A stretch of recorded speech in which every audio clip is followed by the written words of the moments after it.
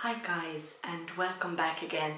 Today I want to talk to you about an audiobook I have just finished listening to, and it was quite good, so I think it deserves a little bit of a review. Many of you have probably read it already, and I believe it was on the New York Times bestseller list for about 13 weeks. And the name of it is The Girl on the Train.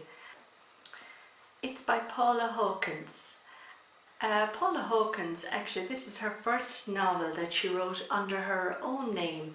She has written some chick lit previously under the name Amy Silver, and she has 4 or 5 of these chick lit novels out there. I haven't read any of them, but she did say that she found this a very good training in writing because she had to figure out plotting and scheduling and character building. And she says it really helped her when writing this novel. Now, The Girl on the Train is a psychological thriller and it's very well written. And lately I like listening to books maybe more so than reading. I do both, I read books as well. But I find when I listen to books, the different voices for the different characters really bring it alive and it makes it so very interesting. So what is The Girl on the Train about? It's about a girl called Rachel. She's in her 30s. She's not having a very good time of it at the moment. She's just split from her husband about a year, 18 months previous, and she's finding it very hard to adjust. She is sharing a flat with a friend, a past school friend of hers. But every morning she travels in on the commuter train into London and she passes a row of houses, beautiful Georgian houses, and for some reason the train always stops at a signal right at this point.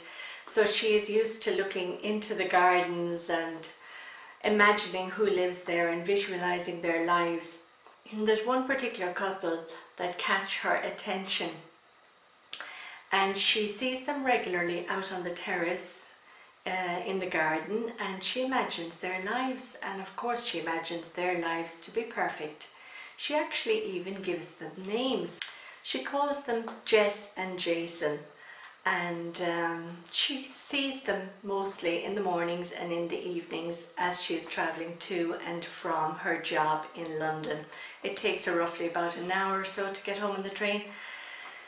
Now, one morning the train stops as usual and she sees something that disturbs her, and it changes her life and changes the people's lives involved, and it gets her involved in the lives of these people that live in this row of houses, and it's very intriguing. And because Rachel has problems in her own life, she finds it very difficult for people to actually believe what she says and for people to trust her, because they know she is grieving an awful lot for her ex-husband, and they know she has alcoholic problems. So it twists and turns the novel, but there are 3 leading female characters, which is great. There's Rachel herself, the girl on the train, and then there's 2 other leading ones. There's Anna. I won't actually tell you now who they are because I don't want to spoil it on anyone who hasn't read it. And the 3rd character is Megan. And there are 3 very strong female characters, and they're written very well, and the problems they have are depicted extremely well in the novel. And I must say she has written a brilliant novel with The Girl on the Train, and it's intriguing, and even up to the end. I suppose the last 4 chapters I hadn't worked out the scenario. There is a woman gone missing, actually, that happens in the plot. So it all comes to a perfect end anyway. It gets sorted and we figure out in the end what has happened. So as you know, I do like books to have a conclusion.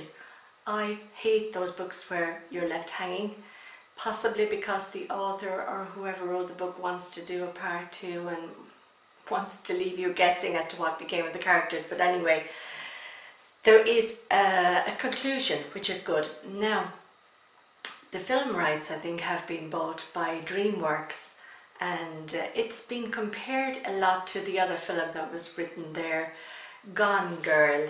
Gone Girl was written by Gillian Flynn and it was made into a movie. I haven't seen the movie, but again I have listened to the novel on audiobooks, which I enjoyed very much, and again it was a psychological thriller with strong female characters also. Maybe that's the reason I like the books, because the characters are so strong and well portrayed. You know, there's something about her writing leaves you guessing, and it's very in-depth writing. I really enjoyed it. So if you get a chance to either buy the audiobook or get it on the Kindle, or if you get a chance to buy the book, I would recommend it. Any of the reviews I read about it before purchasing gave it 5 stars, 5 out of 5. So it's definitely a good buy. So the name of the book again is The Girl on the Train, and the author is Paula Hawkins. Yes, I really enjoyed it.